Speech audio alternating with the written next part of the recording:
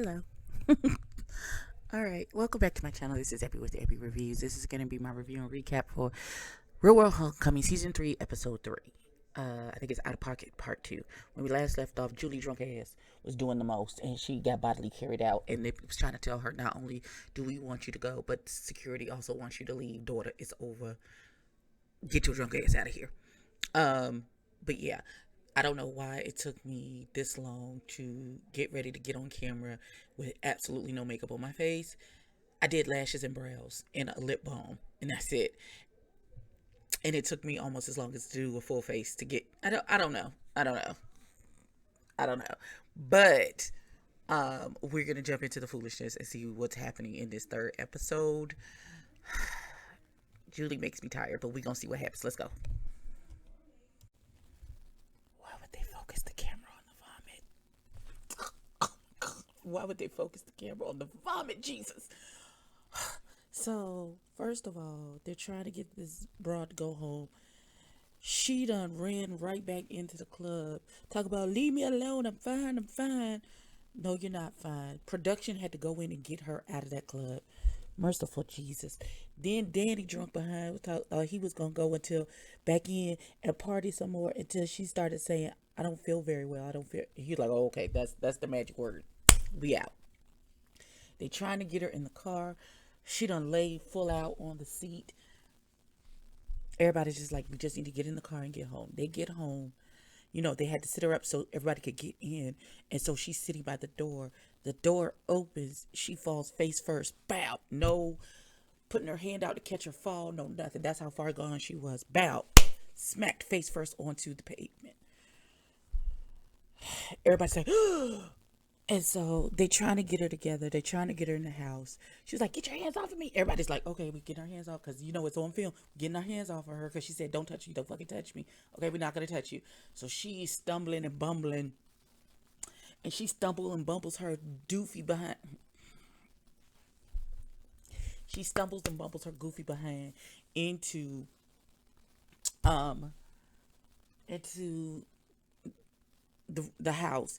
And so Tokyo is there trying to help her get up the stairs and get into the bed. She's thrown up once.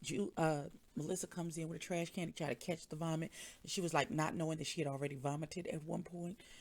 And then she rolls over, and Tokyo has to like tumble across the bed with her with the trash can to catch her vomit. And she's throwing up, and accidentally knock the trash can over, and all the vomit comes. It's too much.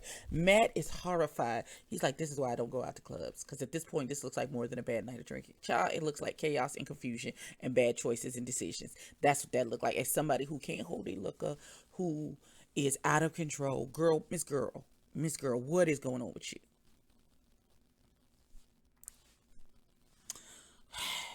Okay. Like, I'm devastated, and this is not even happening to me. Daughter. And then why the cameraman focus on all of the vomit coming out? Ugh. I hope I can. Please don't show the vomit again, people. That's all I'm saying. I'm stressed. I'm stressed. And this episode has been on for like 2 minutes. I am stressed out. Oh my God. Is Tokyo married? And if not, would he like to be? Does he like BBWs? Like, I listen. When I say I need you to add value to my life as a man who's coming in to do things, this man, he talked to her, he rubbed her back. He was like, "Listen, I'm gonna stay right here. I'm not gonna leave you alone because this is gonna suck.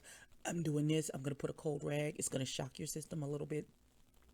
I'm right here. You're not by yourself. This is me. I'm gonna sleep right now." This man slept on the floor next to her bed, next to her throw up trash can. Sir, would you like a wife? I cook, I clean, I do all of the things. Holla at your girl. Cause I mean, okay, value add is ginormous for me. Listen, okay, all right, we gonna keep going. I wouldn't have slept next to her bed. I would have slept in my bed, but you know, wonderful. Not this sloppy drunk bitch woke up and went to do yoga like nothing happened. Talk about, oh, I've only drank 3 or 4 times in my life. And, I think this is something people do socially to fit in. Last night was a great night. I slept great. Once I threw up, I was fine.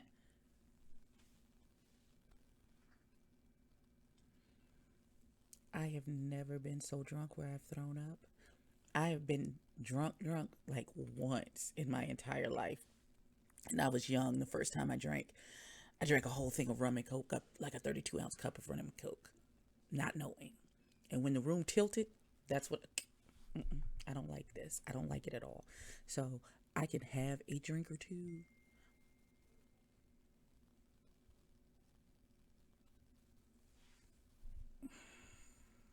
Okay, listen. I'm sorry, y'all, but my real life is interrupting this review because these people at this apartment complex just tap dancing on my motherfucking nerves. I never said that I was coming at 4 o'clock. Who told you that? Talk about we confirming your appointment at 4. I don't have no. When I show up, have my stuff ready, and I'll get my keys. Cause what are you talking about? Jesus.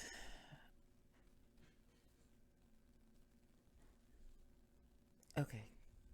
I know this ridiculous bitch is not about to say that this black man put these bruises on her because he grabbed her trying to protect her and get her out of this. When she was damn near fighting everybody to stay into a club and then fell face first onto the concrete, smacked concrete, bow, and then ran into a head first into a tree. But it's this black man who was holding your hair while you threw up in a trash can, who cleaned up your vomit on the side of the bed so he could lay down next to your bed all night. I know you. I have on a wife beater and some sneakers today. Because I got time today. Bitch, you stupid bitch. Okay, all right.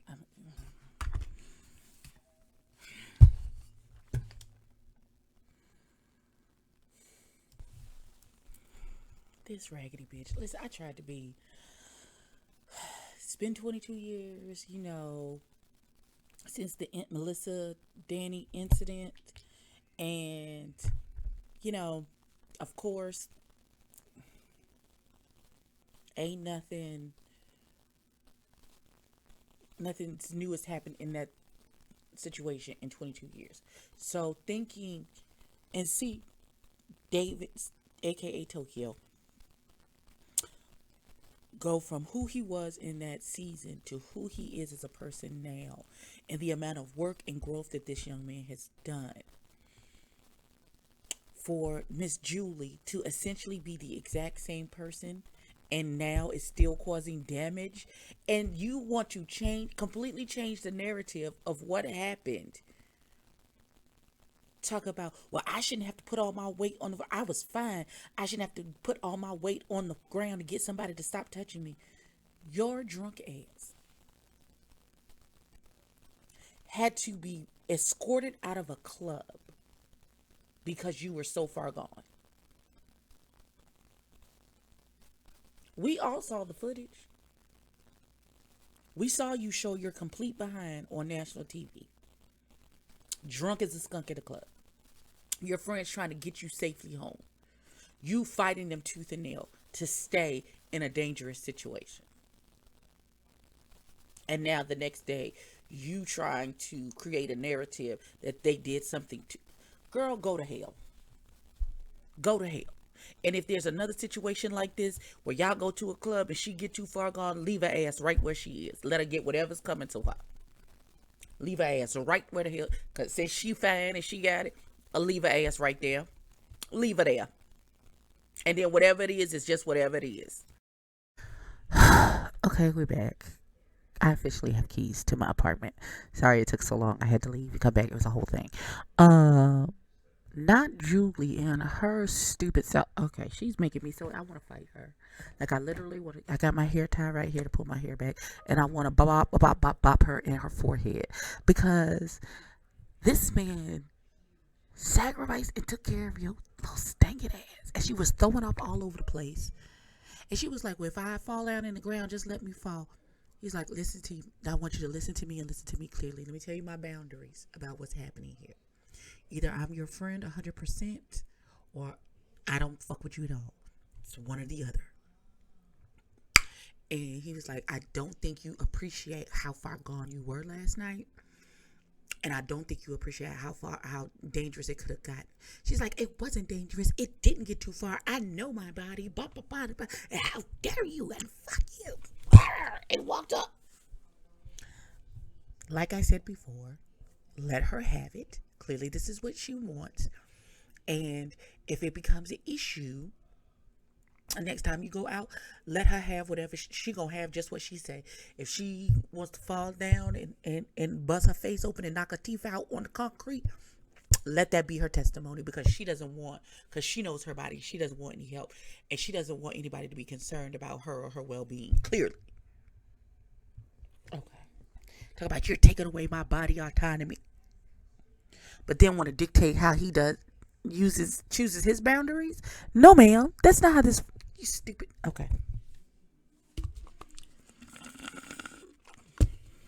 Okay.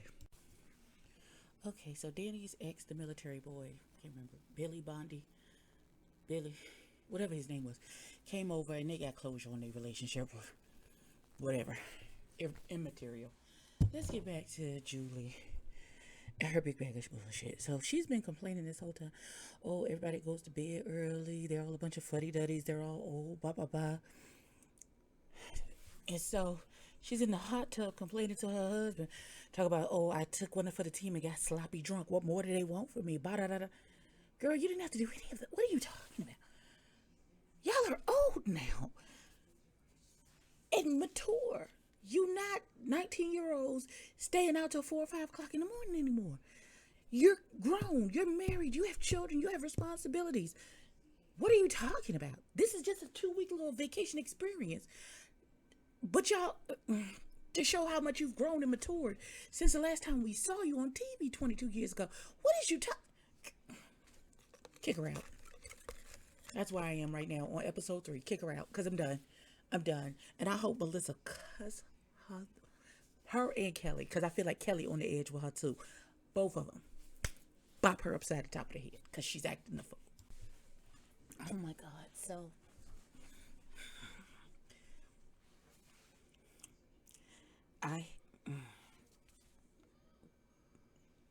as a mama of a black son, that just hit me kind of different. And I'm just going to say what I'm feeling. If y'all think I'm overreacting, please jump down in the comments and let me know. But this thing with Julie and her reimagining what happened is giving me very much Emmett Till. This white woman lied and cried, and then this black boy ended up dead. If y'all can tell me that I'm overreacting, but that's how I feel in my spirit, man. Like, and then she wants to act naive and dumb, like she doesn't know what she's doing and or what she's saying and how much harm that she can actually cause to this black man. I am all for Tokyo. Get out of that room. Get out immediately. Get out, beloved. Get out. Do whatever you need to do to protect yourself and make you feel safe. I'm glad you see it now and not falling for her okey doke white shit that she got going on. Listen, I love my white people. I love y'all sometimes. I do. My best friend of over 30 years is white. Let me be very clear. I love my white people. But there are white people and then people who happen to be white. And there's a distinct difference between the two. And Julie is very much a white woman. She's very much a white woman. And the fact that you don't want to take accountability for you being out of control to the point that not only Tokyo, Jamie, and production had tried to get you removed, and security, because you were so far out of control. But not to you. Everything was just fine for you. As long as once you threw up, you was fine.